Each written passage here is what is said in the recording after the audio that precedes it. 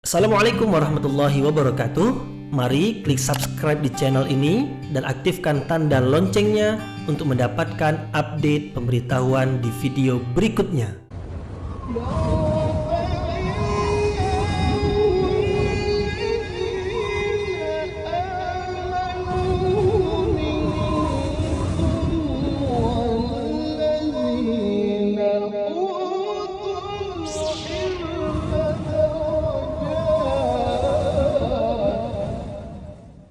A'udzu billahi minasyaitonir rajim. Bismillahirrahmanirrahim. Assalamualaikum warahmatullahi wabarakatuh.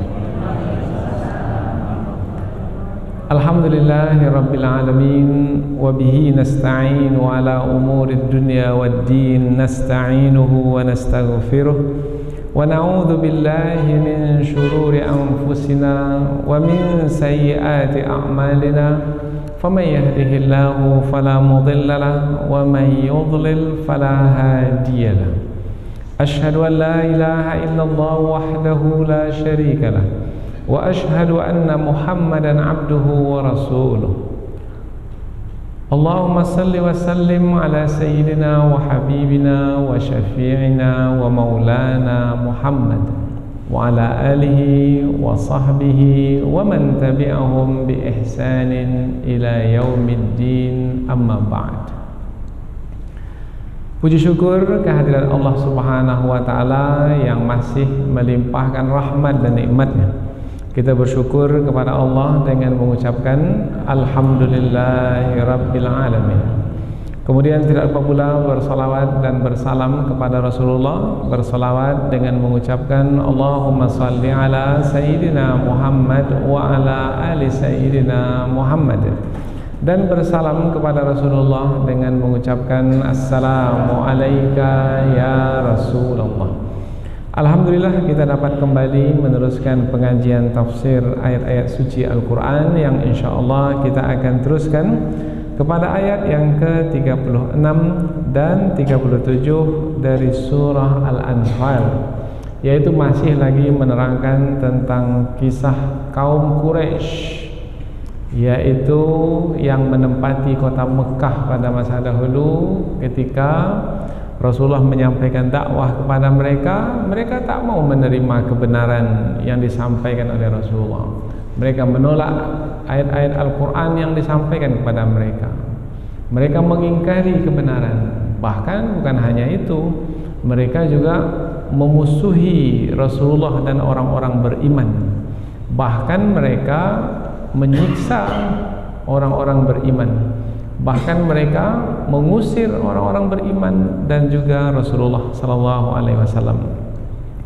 Dalam ayat-ayat sebelum ini telah diterangkan bahwasanya Rasulullah SAW sampai-sampai berhijrah ke kota Madinah, meninggalkan kota Mekah disebabkan karena perlakuan dari kaum Quraisy, yaitu orang-orang yang menyekutukan Allah di kota Mekah. Rasulullah berhijrah ke kota Madinah. Kemudian tidak hanya sampai di situ, mereka juga berusaha untuk memerangi Rasul. Jadi mereka keluar dari kota Mekah menuju Madinah untuk memerangi Rasul. Maka berlakulah peperangan demi peperangan.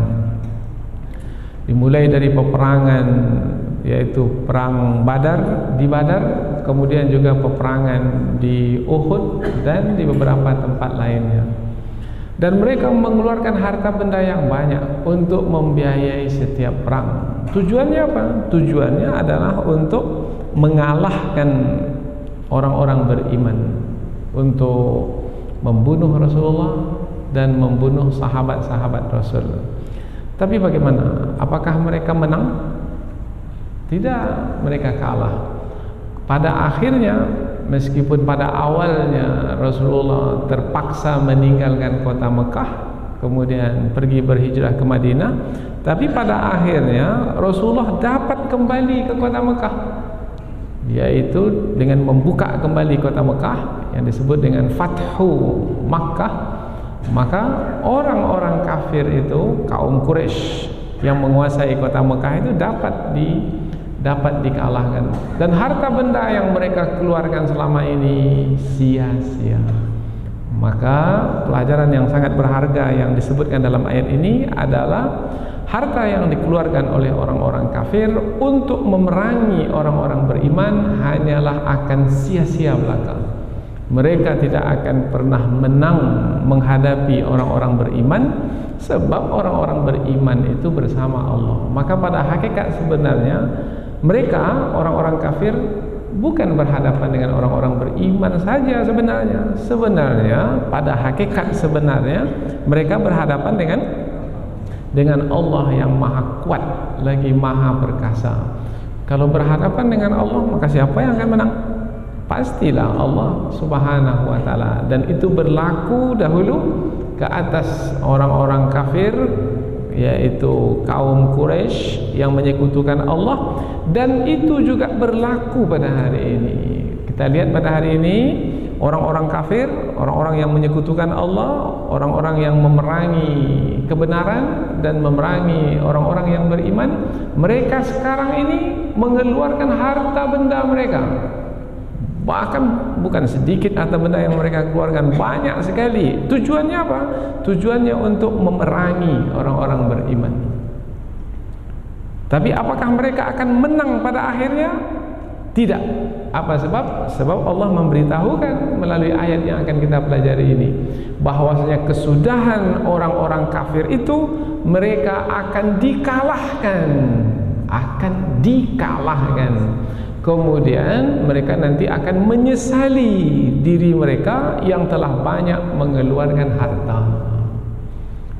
Jadi melalui dua ayat ini kita dapat pelajaran bahwasanya apabila sekarang kita melihat orang-orang kafir itu mengeluarkan harta benda mereka untuk memerangi kita, jangan risau, mereka tidak akan menang. Wah, mereka punya banyak harta benda untuk membiayai rencana-rencana jahat mereka. Sementara kita ini pula adalah memiliki harta yang sedikit, tidak seberapa. Bagaimana mungkin kita bisa mengalahkan mereka? Jangan berpikiran demikian. Meskipun harta benda yang ada pada kita itu sedikit dan terus sedikit saja, tak pernah banyak, tidak sebanyak yang dikeluarkan oleh musuh, maka jangan sedih, jangan berduka cita, jangan ragu-ragu, karena pada akhirnya mereka itu yang akan dikalahkan.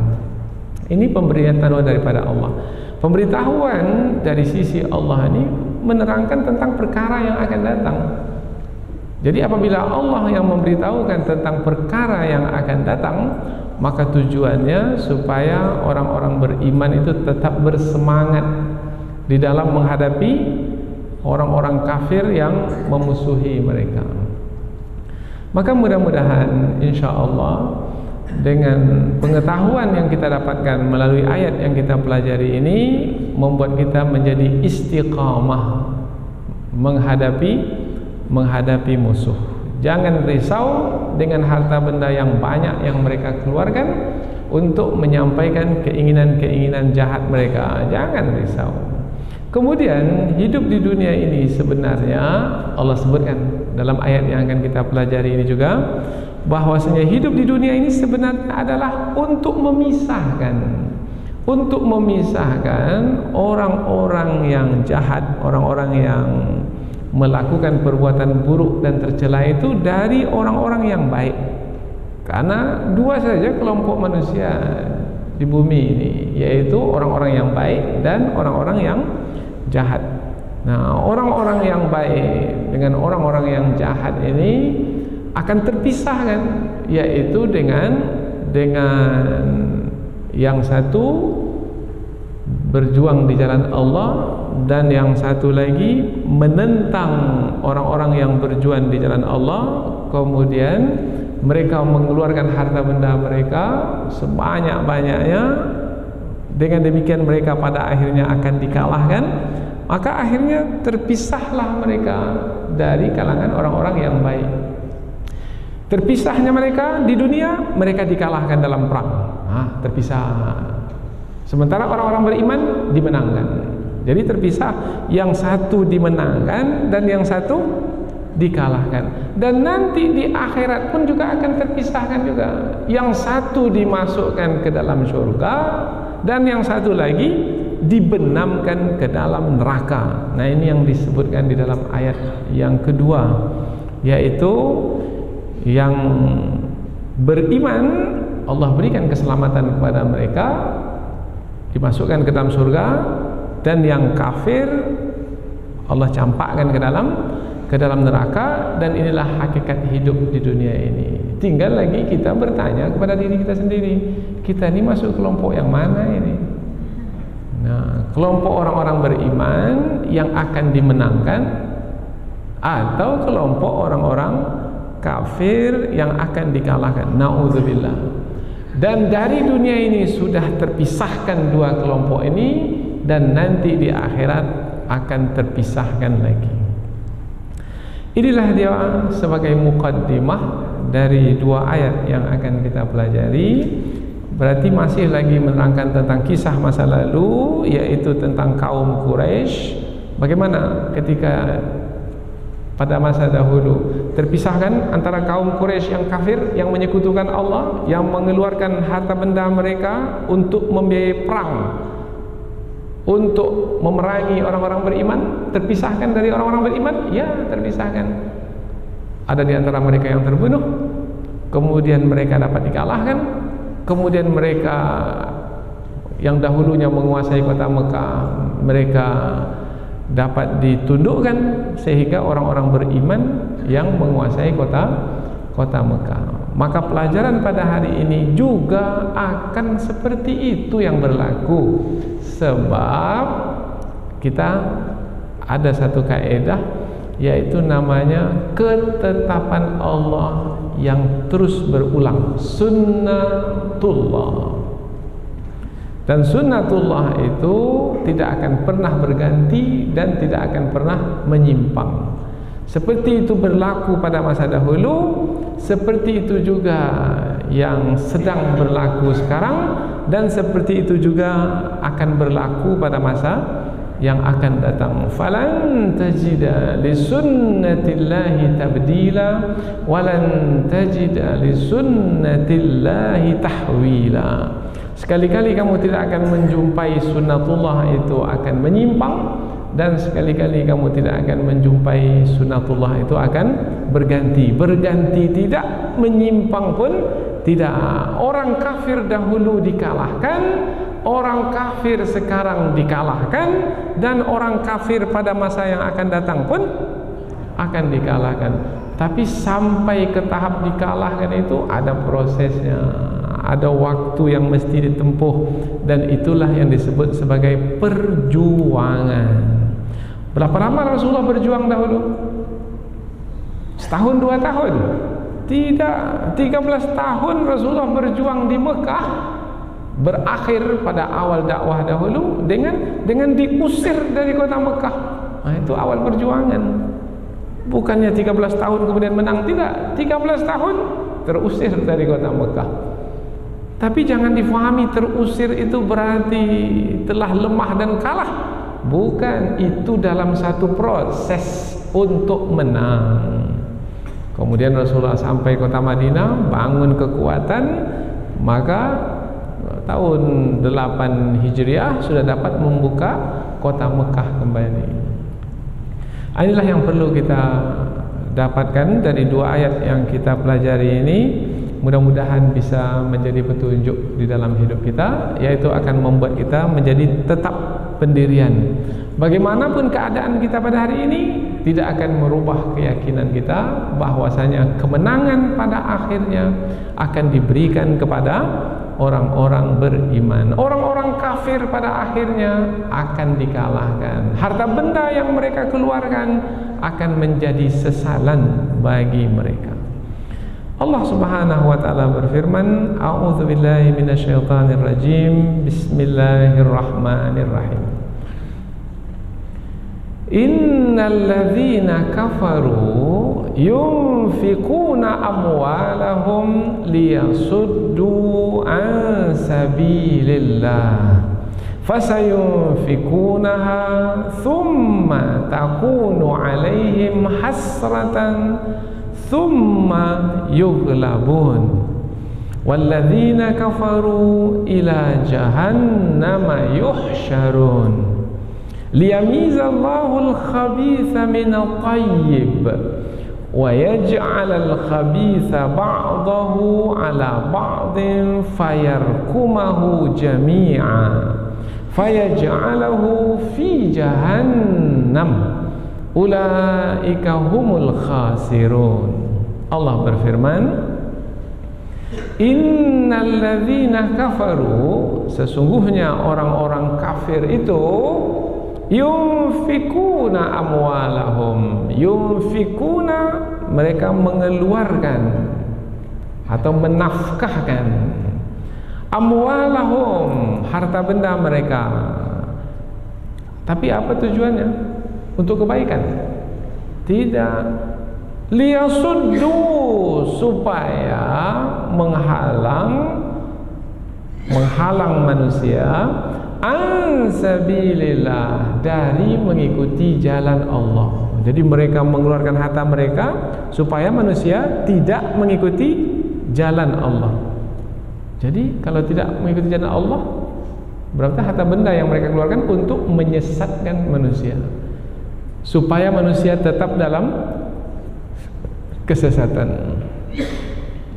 Fasayunfikunaha, dan mereka tetap terus mengeluarkan harta benda mereka. Jadi akan terus mereka mengeluarkan harta benda. Jadi sekali mengeluarkan harta benda, kemudian bukan berhenti sampai di situ, tidak.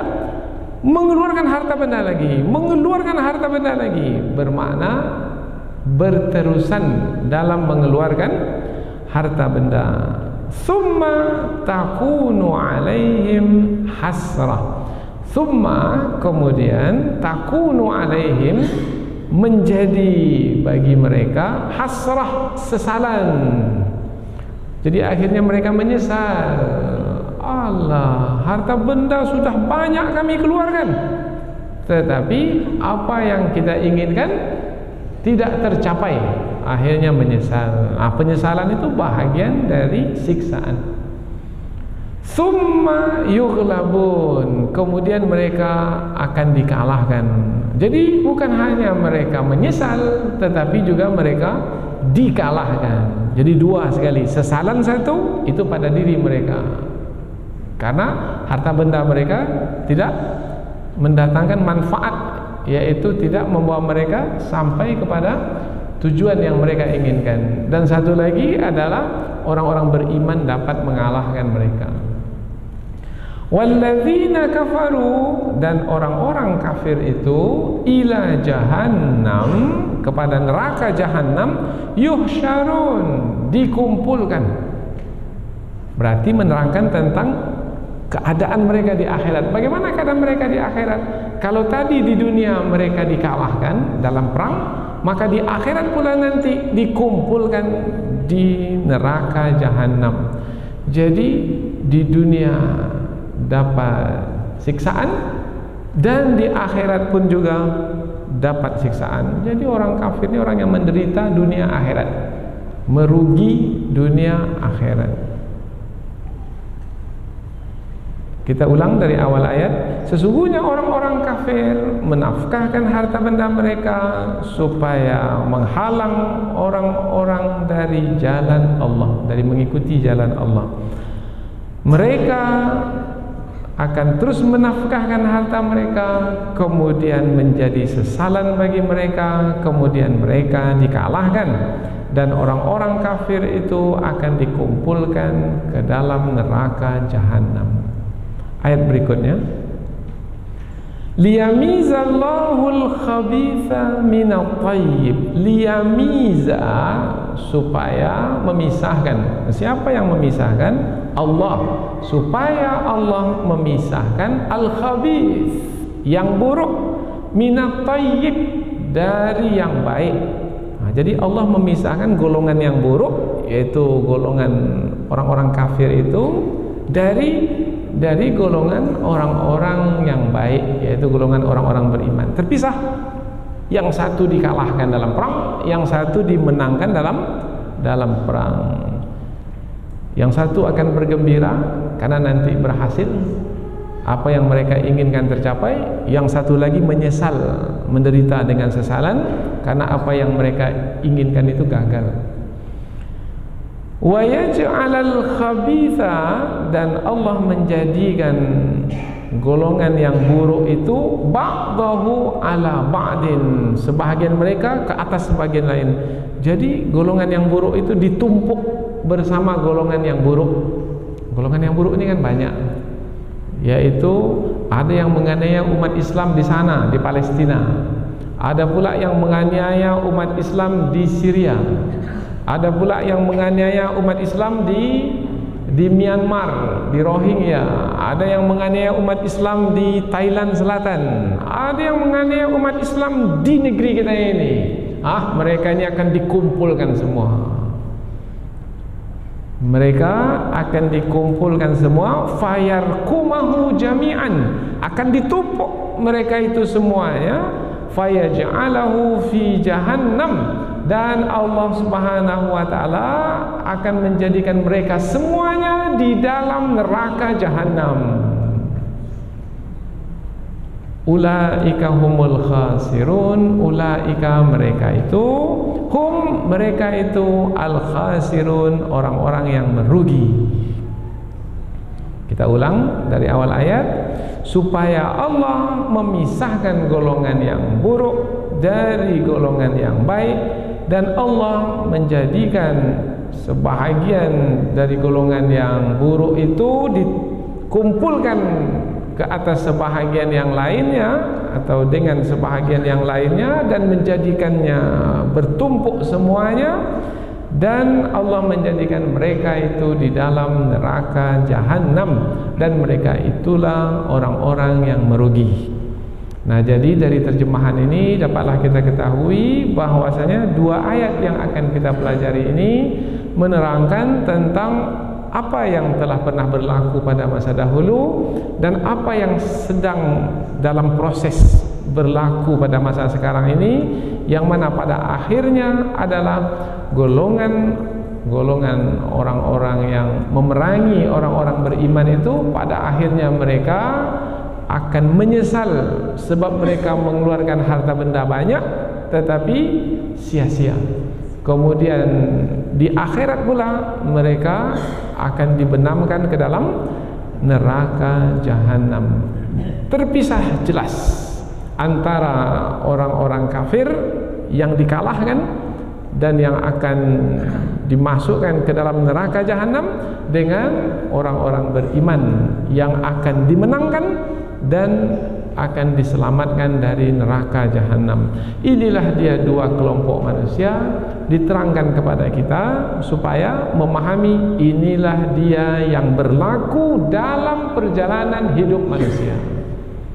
Maka apabila kita menghadapi orang-orang yang memerangi kita dari kalangan orang-orang kafir itu, maka kita memahami ini adalah sunatullah.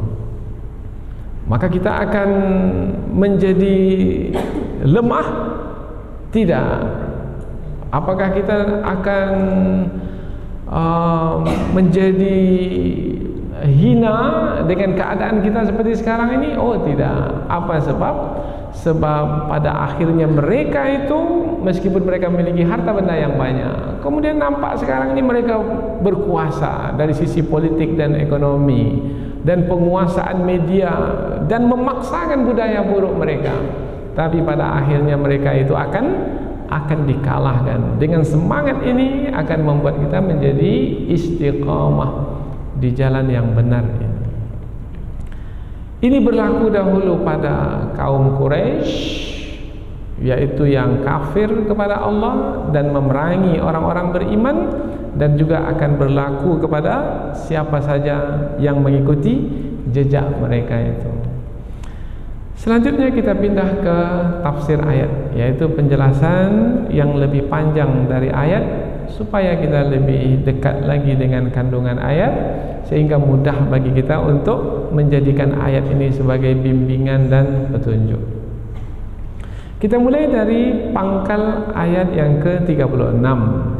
Allah berfirman, innalladzina kafaru, sesungguhnya orang-orang kafir, sesungguhnya.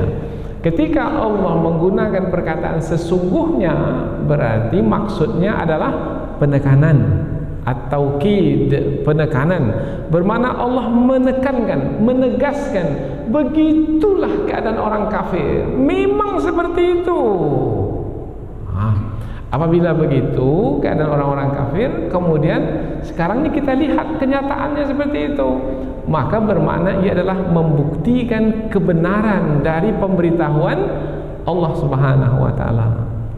Jadi apabila kita menjumpai orang-orang kafir menggunakan kekayaan yang ada pada mereka untuk menyampaikan niat jahat mereka, yaitu memerangi orang-orang beriman, itu adalah memang telah diberitahukan oleh Allah, dan Allah memberitahukan perkara yang memang pasti terjadi, yang memang pasti berlaku. Tujuannya supaya kita menjadi berbekal menghadapi kenyataan yang seperti itu. Maka jangan pula kita mengatakan, Allah, mengapalah orang kafir itu banyak harta benda mereka, ya, kemudian dengan harta benda mereka itu dengan berleluasa mereka memerangi kita. Kalaulah mereka itu orang-orang miskin, tak punya harta, tentulah mudah bagi kita. Ini jangan berfikir seperti ini. Ini namanya berhayal namanya. Apa sebab? Kenyataan yang sebenarnya bukan seperti itu. Kenyataan yang sebenarnya seperti yang diberitahukan oleh Allah Subhanahu wa taala, bahwasanya mereka diberi harta benda, kemudian harta benda yang diberikan kepada mereka berlimpah-limpah, kemudian mereka menggunakan harta benda yang banyak itu untuk memerangi orang-orang beriman, tetapi pada akhirnya mereka akan gagal, maka mereka pun menyesali apa yang mereka kerjakan. Dan penyesalan itu bahagian dari penderitaan. Sesungguhnya orang-orang kafir itu, siapa yang dimasukkan dengan orang-orang kafir? Ayat ini berbentuk umum, tetapi apabila kita bawa kepada ayat-ayat sebelum ini, menerangkan tentang kisah masa lalu, yaitu yang dimaksudkan adalah kaum Quraisy. Tapi jangan pakaikan ayat ini kepada kaum Quraisy saja. Maka ada istilah dalam kaedah tafsir itu adalah al-ibratu bi umumil lafzi la bi khususis sabab, yaitu pelajaran kita ambil dengan lafaz yang umum. Ini kan umum di sini lafaznya, tak ada menerangkan tentang kaum Quraisy dahulu. Umum, kalau umum maka pakaikanlah secara umum. Karena kalau kita hanya pakaikan nanti kepada kaum Quraisy, maka ayat ini tak terpakai lagi untuk masa sekarang. Maka apabila ayat ini berbentuk umum, kita umumkan saja, yaitu ia juga bisa berlaku kepada siapa saja yang kafir. Yang kafir dahulu berlaku ayat ini, yang kafir sekarang pun berlaku juga ayat ini, bahwasanya mereka orang-orang kafir itu menafkahkan harta mereka, mengeluarkan harta yang mereka miliki untuk memerangi orang-orang beriman. Apabila kita lihat dari sebab turun ayat, sababun nuzul, diterangkan di sini bahwasanya di antara riwayat yang menerangkan tentang sebab turun ayat ini adalah setelah berlaku perang Badar, yaitu perang di mana banyak pemimpin kafir Quraisy itu terbunuh. Kemudian harta benda mereka dirampas. Maka sebahagian dari pemimpin dari kafir Quraisy itu kembali ke kota Mekah menyampaikan kepada kaum Quraisy, wahai kaum Quraisy, kita ini sudah kalah dalam perang Badar. Banyak dari pemimpin kita telah terbunuh. harta benda kita sudah dirampas. Maka kalau kita tidak mau menderita terus, maka bantu kami. Kami akan memerangi Muhammad dan sahabat-sahabatnya itu. Tetapi untuk memerangi mereka perlu biaya. Maka berikan harta bendamu kepada kami untuk kami gunakan sebagai biaya memerangi Muhammad dan kawan-kawannya itu. Ini sebab turun ayat. Jadi mereka pun mengumpulkan harta benda banyak sekali untuk biaya perang memerangi Rasulullah dan para sahabat. Tetapi berhasilkah mereka dalam memerangi Rasul? Tidak. Mereka menang? Tidak. Mereka dikalahkan. Sesungguhnya orang-orang kafir yunfikuna amwalahum, yunfikuna menafkahkan atau mengeluarkan, yunfikuna menginfakkan. Ini sudah masuk ke bahasa kita, menginfakkan. Sebenarnya dari sisi bahasa, makna yunfikuna, menginfakkan, sebenarnya bukan mengeluarkan sebenarnya maknanya. Dari sisi bahasa itu lebih tepat maknanya adalah mengosongkan. Kosong, infak. Terowongan. Siapa yang pergi ke kota Mekah, kemudian dia nanti akan ditempati di belakang terowongan. Di terowongan belakang terowongan Mina umpamanya. Terowongan dalam bahasa Arab adalah nafak. Nafak dari kata yunfikuna, sama. Mengapa terowongan disebut terowongan? Sebab dia sudah menjadi kosong. Tadi kan gunung batu atau bukit batu, kemudian dikorek, dikeluarkan isinya. Nah, setelah dikeluarkan isinya, bagaimana sekarang? Kosong. Nah, yang kosong itulah yang disebut terowongan. Tadi ada batu di situ, sekarang ada batu lagi? Tak ada, sudah jadi kosong, sudah jadi terowongan. Maka disebut terowongan itu nafak, yaitu yang kosong. Nah, orang yang menafkahkan harta, yang mengosongkan sakunya, menginfakkan harta. Ada tadi uang di saku? Ada uang di saku. Setelah menginfakkan, masih ada lagi uang di saku? Tidak. Berarti orang yang menginfakkan harta itu orang yang mengosongkan sakunya, kosong.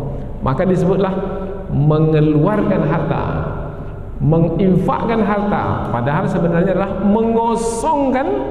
mengosongkan yang tadinya ada dalam saku, dalam perbendaharaan kita. Sekarang tak ada lagi, kosong. Tadi ada dalam rekening, dalam buku tabungan, nampak jumlahnya 50 juta. Setelah diinfakkan, habis, kosong. Ini namanya mengosongkan uang yang kita miliki, habis sudah. Ini namanya menginfakkan, mengosongkan. Tapi tak biasa kita dengar kata mengosongkan ini, maka kita pakailah kata mengeluarkan.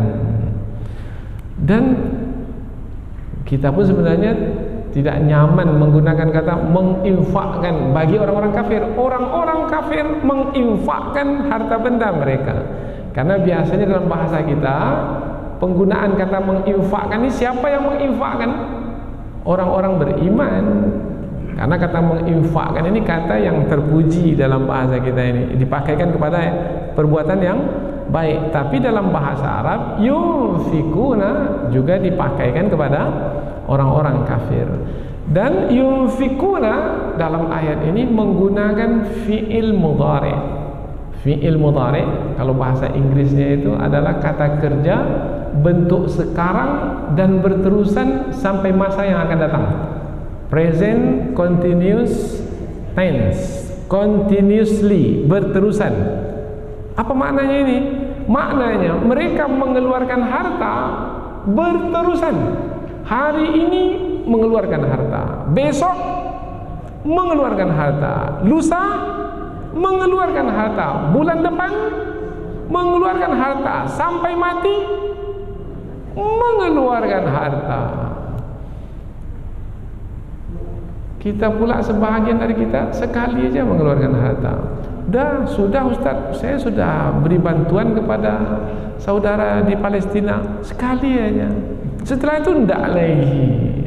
Sementara orang kafir setiap saat mereka mengeluarkan harta untuk menzalimi saudara kita. Maka hendaknya kita juga terus mengeluarkan harta benda kita dan jangan pernah merasa puas dan cukup dalam mengeluarkan harta untuk biaya kita memerangi orang-orang yang memerangi kita. Perang ini panjang masanya, maka perlu nafas yang panjang pula. Nafas yang panjang yang kita masukkan ini diantaranya adalah terus memberikan infak yang terbaik kita untuk biaya perang menghadapi musuh. Sekarang sedang berlaku peperangan di Syria, ya masih. Maka teruslah menginfakkan harta untuk saudara kita di Syria. Baik itu untuk biaya obat-obatan atau pakaian atau logistik lainnya. Termasuk juga kalau dapat adalah harta benda kita itu juga diberikan kepada para pejuang di sana supaya mereka dapat membeli senjata untuk memerangi orang-orang kafir yang memerangi mereka. Sampai saat ini saudara kita yang terbunuh di Syria itu sudah mencapai 300.000 orang dibunuh, disembelih. Dan itu tidak terbedakan lagi, yaitu laki-laki, perempuan, orang tua, anak-anak. Karena musuh yang kita hadapi ini adalah musuh yang sangat kejam. Dan mereka adalah dari kalangan kelompok Syiah Rafidah. Dan mereka bekerja sama dengan Zionis internasional, dan ini musuh kita yang sebenarnya. Sesungguhnya orang-orang kafir menafkahkan, menginfakkan amwalahum, harta benda mereka. Amwal, harta benda dalam bentuk jamak amwal, bermakna mereka mengeluarkan harta benda itu bukan harta benda yang sedikit, tapi harta benda yang banyak. Harta benda mereka liyasuddu an sabilillah, liyasuddu supaya mereka itu menghalangi manusia dari an sabilillah, dari mengikuti jalan Allah. Jadi kalau mereka menghalang manusia dari mengikuti jalan Allah, berarti mereka itu mengikuti jalan syaitan, jalan musuh Allah, kesesatan. Jadi mereka menempuh jalan yang sesat, kemudian mereka menghalang manusia dari menempuh jalan yang benar. Jadi mereka mengeluarkan harta itu untuk kebaikan atau untuk keburukan? Untuk keburukan. Jadi harta benda yang mereka cari adalah untuk keburukan. Maka mereka disebut golongan orang-orang yang buruk, al-khabith, orang-orang yang buruk. Karena mereka mencari harta benda, kemudian dapat, kemudian mereka gunakan untuk perbuatan yang buruk, maka mereka disebut golongan yang buruk, al-fariqul khabith. Mereka ini golongan yang buruk karena perbuatan mereka yang buruk. Sesungguhnya orang-orang kafir menafkahkan harta benda mereka untuk menghalang manusia, untuk menghalang. Kalau disebut untuk, berarti tujuan mereka menafkahkan harta adalah, tujuannya adalah untuk menghalang orang dari mengikuti jalan Allah. Jadi mereka itu di dalam menafkahkan harta bukan untuk mendapatkan manfaat dari harta itu, tidak, untuk diri mereka tidak, tetapi untuk keburukan yang akan mereka tujukan kepada orang-orang beriman. Jadi mereka ini melakukan kejahatan terhadap orang lain. Maka kejahatan yang mereka lakukan ini adalah kejahatan kemanusiaan. Adalah hak orang yang beriman untuk tetap dalam keadaan beriman. Adalah hak orang beriman untuk mereka terus mengikuti jalan Allah. Tapi mereka mencoba berusaha dengan harta benda yang mereka miliki supaya orang-orang beriman itu tidak mendapatkan haknya untuk tetap mengikuti jalan yang benar, maka mereka menyesatkan orang-orang beriman. Maka perbuatan mereka ini bukan perbuatan manusiawi, maka kita sebut perbuatan mereka ini perbuatan syaitani, karena perbuatan syaitan yang seperti itu, yaitu menyesatkan orang lain. Maka mereka ini adalah kelompok syaitan ini. Maka jangan disebut mereka ini Hizbullah, tidak, mereka ini Hizbus Syaitan. Karena musuh itu pula menyebut diri mereka Hizbullah, tapi sebenarnya mereka bukan Hizbullah, bukan kelompok Allah. Mereka itu adalah kelompok syaitan, Hizbus Syaitan. Liyasuddu, supaya mereka, bermana li sini lamut ta'lil, lam yang menerangkan tujuan mereka mengeluarkan harta adalah supaya menghalang manusia dari jalan Allah. Tapi ada juga di antara ulama tafsir memahami lam di sini adalah lam lisairurah. Apa makna lisairurah ini? Perbuatan mereka mengeluarkan harta benda mereka itu supaya orang-orang beriman itu menjadi sesat. Jadi menjadi itu perbuatan mereka mengeluarkan harta benda supaya orang-orang beriman menjadi sesat. Nah, menjadi sesat itu lisairurah, menjadi. Jadi mereka menghendaki tadi orang-orang beriman mengikuti jalan Allah. Mereka berkeinginan dengan mengeluarkan harta benda mereka, yaitu mereka melakukan propaganda, mereka memerangi orang-orang beriman langsung atau tidak langsung. Tujuannya supaya orang-orang beriman yang tadinya mengikuti jalan Allah sekarang menjadi sesat. Jadi kalau begitu realita yang sedang kita hadapi seperti yang dihadapi oleh orang-orang beriman dahulu adalah kita berhadapan dengan orang yang menyesatkan kita, dan mereka mengeluarkan biaya yang besar untuk menyesatkan kita. Berapa banyak media massa yang mereka miliki? Saluran televisi yang ada di tempat kita ini, berapa yang mereka punyai? Dan berapa yang dimiliki oleh umat Islam yang menampilkan dengan program-program yang baik, yang benar? Yang dari umat Islam mana dia mana? Sementara orang-orang kafir memiliki saluran-saluran televisi yang banyak sekali, dan mereka keluarkan harta benda yang banyak untuk menjalankan saluran televisi mereka. Apa tujuannya? Tujuannya adalah untuk menyesatkan manusia. Sudah banyak manusia tersesat sekarang. Manusia sudah tidak lagi ke masjid kecuali hanya sebahagian kecil saja. Mereka lebih banyak di lapangan bergembira dengan konser terbuka. Dulu ada namanya layar tancap namanya. Setelah itu apa lagi sekarang nih? Hiburan konser terbuka. Dulu tak bayar, gratis. Sekarang bayar pun juga orang berpusu-pusu datang ke sana. Apa berpusu-pusu ini? Beramai-ramai, berbondong-bondong, berdesak-desakan. Mereka mengikuti kelompok orang-orang kafir tersebut. Apa yang mereka buat di sana? Yang mereka buat adalah perbuatan yang melalaikan, dan bukan hanya melalaikan, perbuatan kemaksiatan, bercampur antara laki-laki dengan perempuan. Bukan hanya itu, mereka mabuk-mabukan, bahkan lebih lagi dari itu, sampai di antara mereka yaitu pukul-memukul, bahkan sampai kepada tawuran, menyerang antara satu dengan yang lainnya, dan seterusnya. Berhasil musuh dengan propaganda mereka. Maka umat Islam mesti cepat kembali kepada Al-Quran sebagai kitab petunjuk, sebagai bimbingan. Maka nanti pada akhirnya apa yang mereka kerjakan itu akan gagal dengan sendirinya. Maka kembalilah ke masjid, jangan menjauh dari masjid.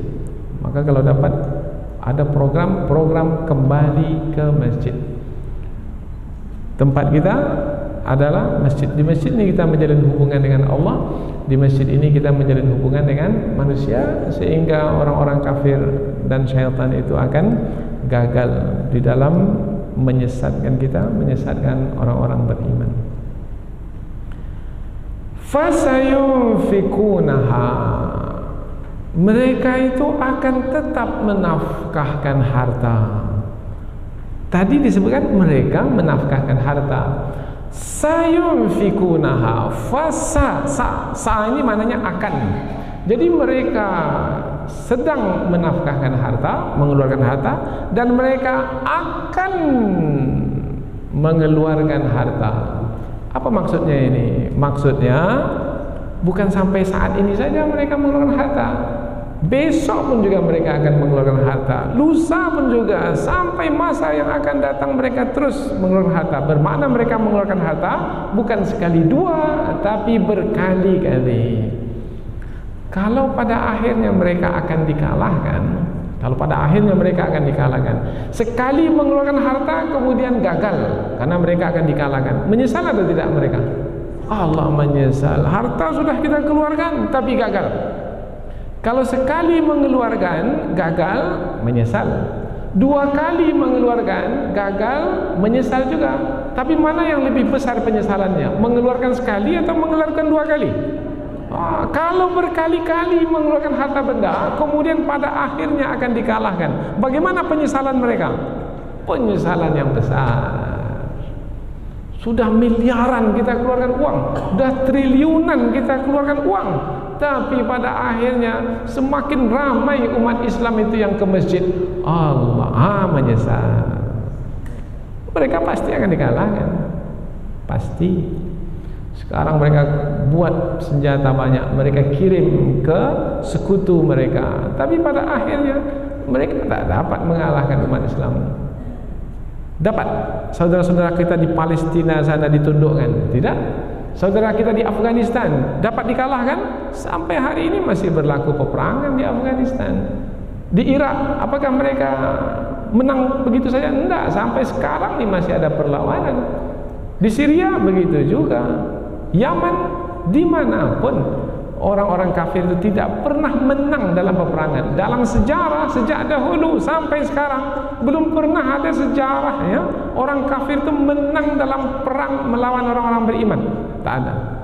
Yang berlaku itu adalah umat Islam tidak lagi membuktikan keimanan mereka disebabkan karena cinta dunia. Kemudian mereka berfoya-foya dalam memerintah, dalam menjalankan kekhalifahan. Akhirnya hilanglah kekuatan dari mereka karena Allah tidak bersama mereka, maka musuh pun menguasai mereka. Maka yang berlaku itu adalah kelalaian di pihak orang-orang beriman sehingga mereka dapat dikuasai oleh musuh. Tapi kalahkah mereka dalam perang? Tidak pernah ada kekalahan dalam perang. Apabila orang-orang beriman itu berperang dengan keimanan yang ada pada mereka, kemudian mereka membuktikan keimanan itu dengan kesungguhan, kemenangan akan diberikan kepada mereka. Maka pelajaran yang sangat berharga pada hari ini, karena ini semakin ke ujung usia dunia ini akan semakin dekat dengan peperangan besar antara orang-orang beriman dengan orang-orang kafir. Ini fakta, karena diberitahukan oleh Rasulullah dan diceritakan dalam Al-Quran. Maka untuk mendapatkan kemenangan ini tak ada jalan lain kecuali membangun keimanan. Bangun keimanan dalam hati, nanti Allah Subhanahu wa taala akan memberikan pertolongan. Fasayunfikunaha, maka mereka itu akan tetap terus menginfakkan, menafkahkan, mengeluarkan harta benda mereka. Summa takunu alaihim hasra, kemudian akan menjadi penyesalan bagi mereka. Apa sebab?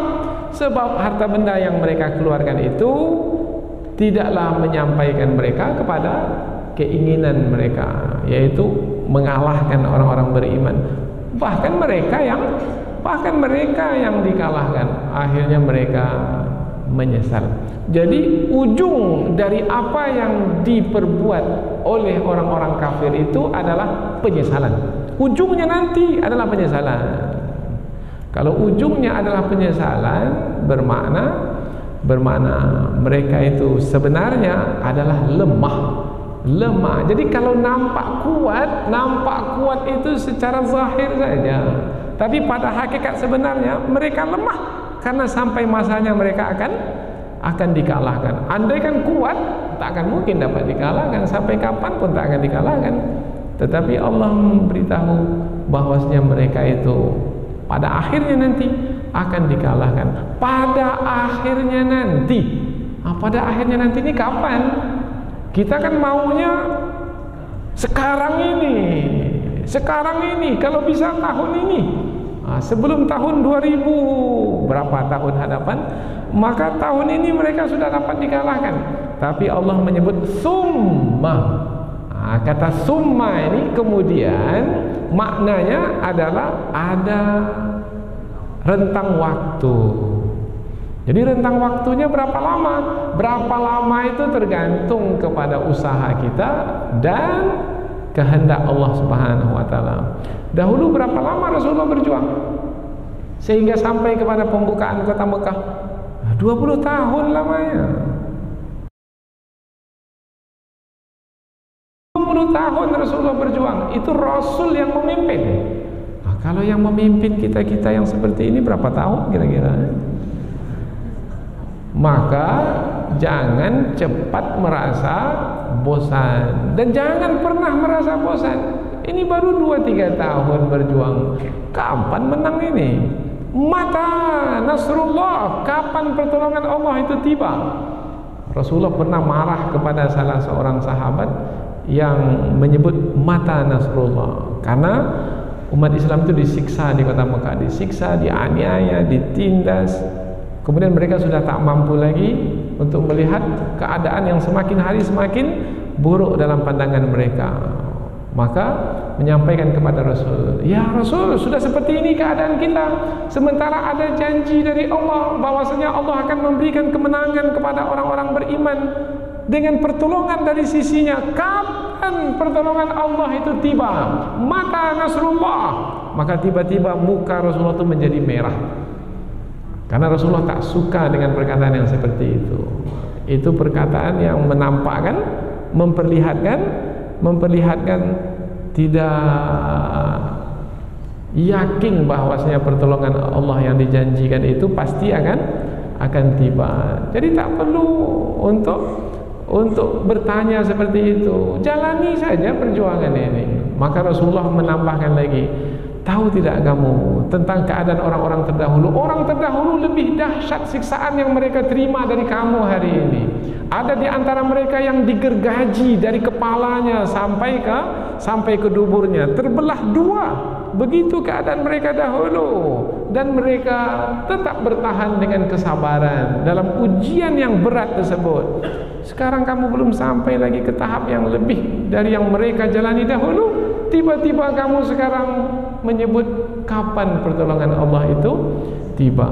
Nampak betul lah kamu ini tidak punya kesabaran. Sementara Allah uji dengan ujian adalah untuk mengetahui siapa di antara orang-orang beriman itu yang betul-betul sabar dalam menjalani ujian.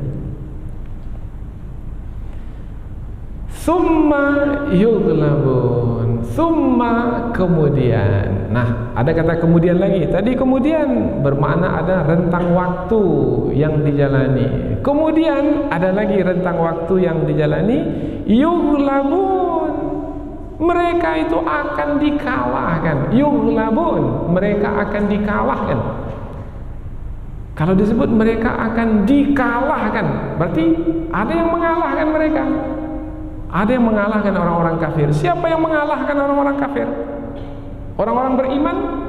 Ya, orang-orang beriman. Tapi sebenarnya bukan orang beriman yang mengalahkan orang-orang kafir itu. Yang mengalahkan adalah Allah.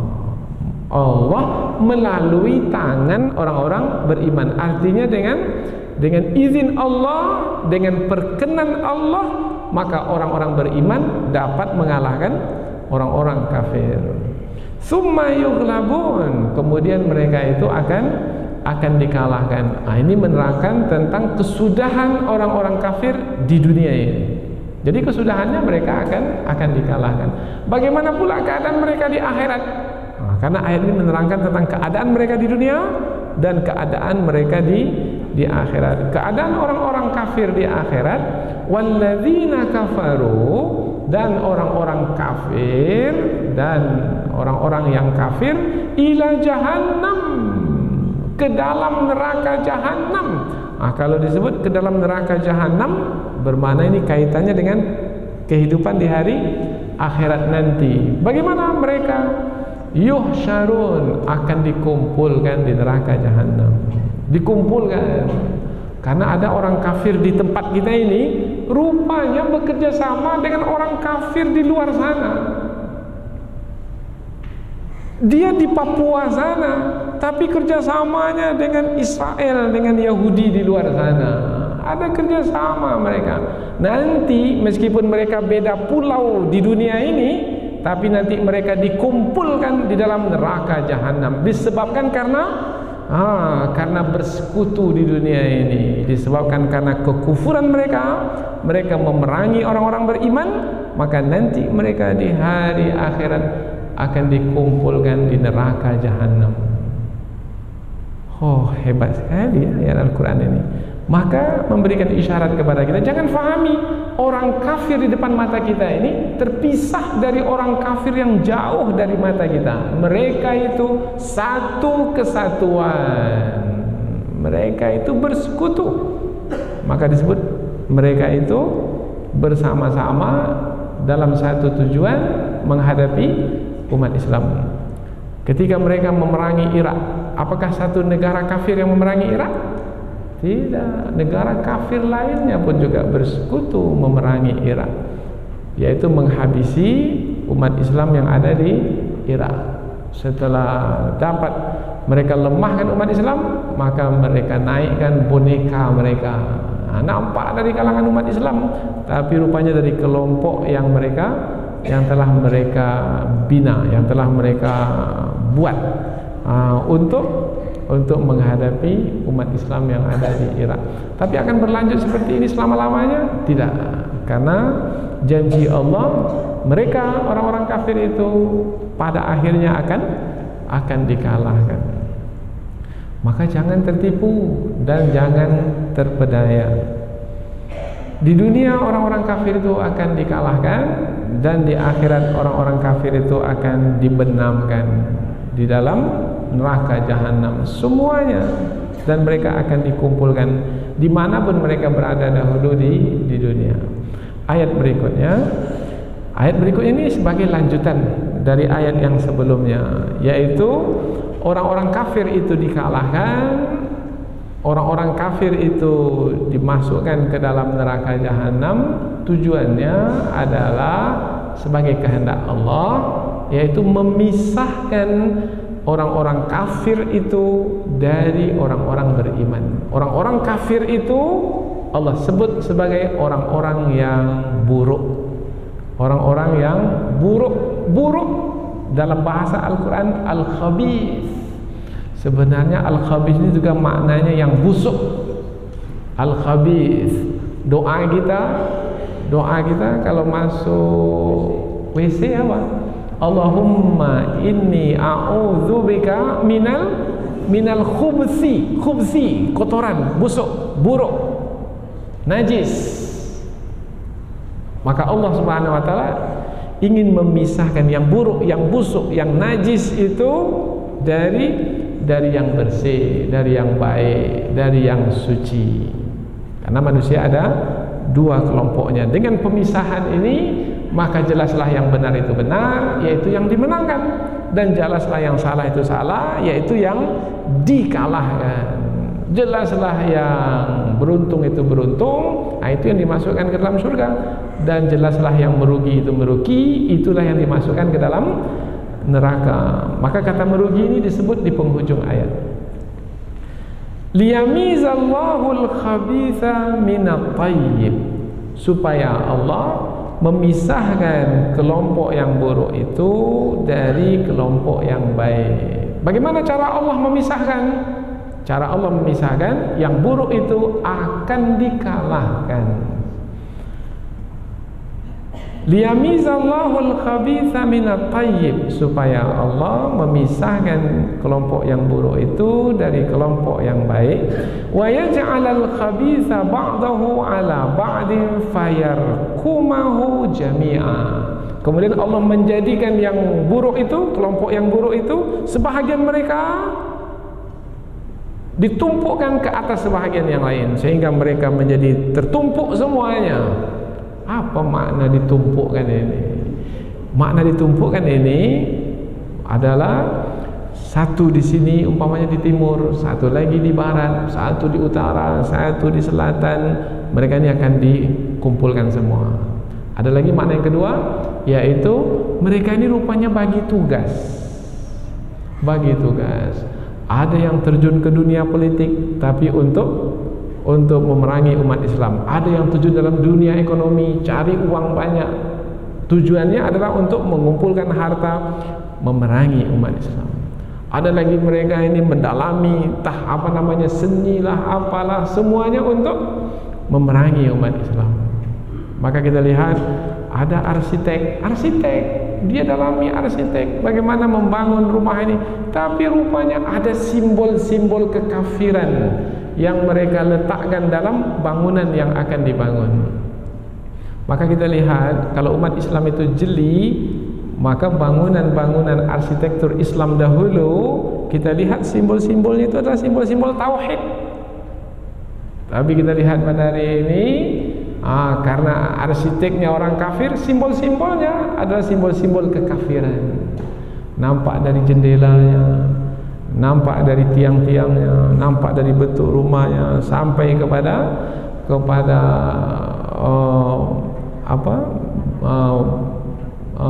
kamar-kamarnya, bilik-biliknya. Ini mereka susun sedemikian rupa. Karena rencana jahat mereka itu tidak terbatas kepada satu dua sisi kehidupan saja, tapi dari seluruh sisi. Itu adalah karena keangkuhan mereka dan rencana jahat mereka terhadap umat Islam. Tetapi itu hanya akan kembali kepada diri mereka sendiri. Istikbaran fil ardi wa makras sayyi wa la yahiqul makrus sayyi'u illa bi ahli.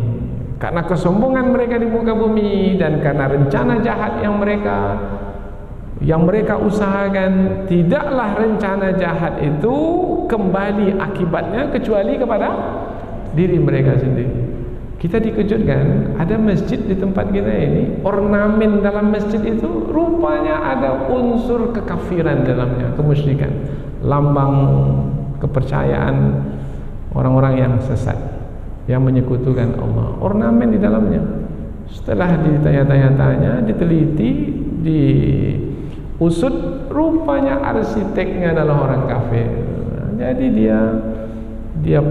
dia masukkan sekali racun itu di tempat ibadahnya umat Islam. Maka coba perhatikan dengan teliti. Maka kalau ada arsitek-arsitek kita itu mesti membawa misi mentauhidkan Allah. Jangan sampai ada palang-palang pula yang menghiasi rumah. Rumah bagus, cantik, indah, mengeluarkan harta yang banyak untuk membangunnya, tapi rupanya dari sisi arsitekturnya rupanya tidak mencerminkan nilai tauhid kepada Allah, malah nilai kekafiran dan kemusyrikan. Nah, mereka ini dari seluruh kelompok, dari kelompok politiknya, kelompok ekonominya, kelompok sastranya, dan kelompok-kelompok yang lainnya, pada akhirnya mereka ini akan dikumpulkan sebahagian mereka ke atas sebahagian yang lain, ba'dahu ala ba'din fayarkumahu jami'an. Ditumpuk mereka itu semua. Untuk apa mereka ini ditumpuk? Untuk fayaj'alahu fi jahannam, untuk dicampakkan ke dalam neraka jahannam. Berarti di sini kita dapat pelajaran, yaitu orang kafir itu ketika memerangi umat Islam, memerangi kebenaran, tidak bergerak sendiri-sendiri. Mereka itu bergerak secara bersama-sama. Kalau musuh bergerak memerangi kita bersama-sama, kita pula memerangi mereka sendiri-sendiri, tidak mesti bersama-sama pula. Inilah yang mesti difahami. Sudah tibalah waktunya untuk kita ini bersama-sama, jangan terpisah lagi. Ini ada kelompok buat organisasi, ini namanya. Ada lagi kelompok organisasi, ini pula namanya. Kemudian berkelahi. Yang satu hari rayanya hari Selasa, yang satu hari rayanya ada ini berlaku di tempat kita. Satu hari Rabu. Bahkan ini bukannya organisasi. Suaminya hari raya hari Selasa, istrinya hari rayanya hari Rabu, sampai masuk ke institusi yang paling kecil. Hanya karena beda, yang satu ru'yat, yang satu lagi hisab. Padahal dua-duanya sebenarnya bisa dikompromikan sehingga membawa kemaslahatan kepada semua, yaitu dapat membangun kebersamaan. Tetapi mungkin karena keangkuhan dan kesombongan, dan mungkin masih lagi belum bisa memahami rencana-rencana jahat musuh yang memecah belah mereka, sampai hari ini masih lagi ada yang tertipu dan terpedaya oleh diri sendiri. Maka kita berharap ke depannya keegoan ini, keangkuhan ini sudah mesti diketepikan. Kita bersama-sama, sebab musuh memerangi kita pun bersama-sama. Musuh itu meskipun mereka dari mana-mana kalangan, apabila mereka bersama-sama memerangi, maka mereka pun nanti akan dikumpulkan kesemuanya untuk dibenamkan di dalam neraka jahanam. Fayaj'alahu fi jahannam, dan mereka akan Allah kumpulkan semuanya dan dimasukkan ke dalam neraka jahanam. Kalau kita menyampaikan seperti ini, apakah kita menyampaikannya ini difahami sebagai yang dengki kepada mereka? Tidak, kita hanya menyampaikan apa adanya. Ini dia firman Allah, maka ini yang kita sampaikan. Lalu apabila Allah menerangkannya demikian, maka kita memahaminya sebagai pengetahuan, karena ini adalah untuk membawa pandangan kita itu menjadi pandangan yang benar. Kalau tidak, maka boleh jadi kita nanti akan tersalah. Karena banyak pada hari ini umat Islam tersalah dalam memahami, karena tanpa bimbingan firman Allah, tanpa bimbingan ayat-ayat Al-Quran. Maka banyak pada hari ini pendapat-pendapat yang nyeleneh, pendapat yang nyeleneh ini, pendapat yang tidak benar, lain sendiri, disebabkan karena tidak memahami petunjuk yang sebenarnya dalam Al-Quran. Ulaika humul khasirun, mereka itu orang-orang kafir yang menafkahkan harta benda mereka dalam memerangi umat Islam itu, mereka itu adalah orang-orang yang merugi. Beruntungkah mereka dengan mengeluarkan harta benda mereka? Tidak, mereka merugi. Apa sebab merugi? Sebab apa yang mereka inginkan tidak tercapai.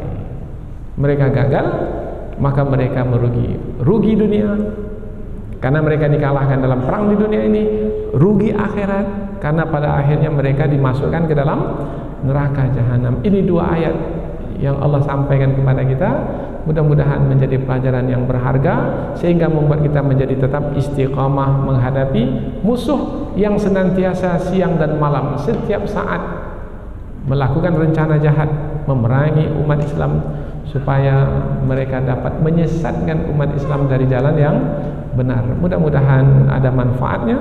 Subhanakallahumma wa bihamdika asyhadu an la ilaha illa anta wa astaghfiruka wa atubu ilaik. Wassalamualaikum warahmatullahi wabarakatuh.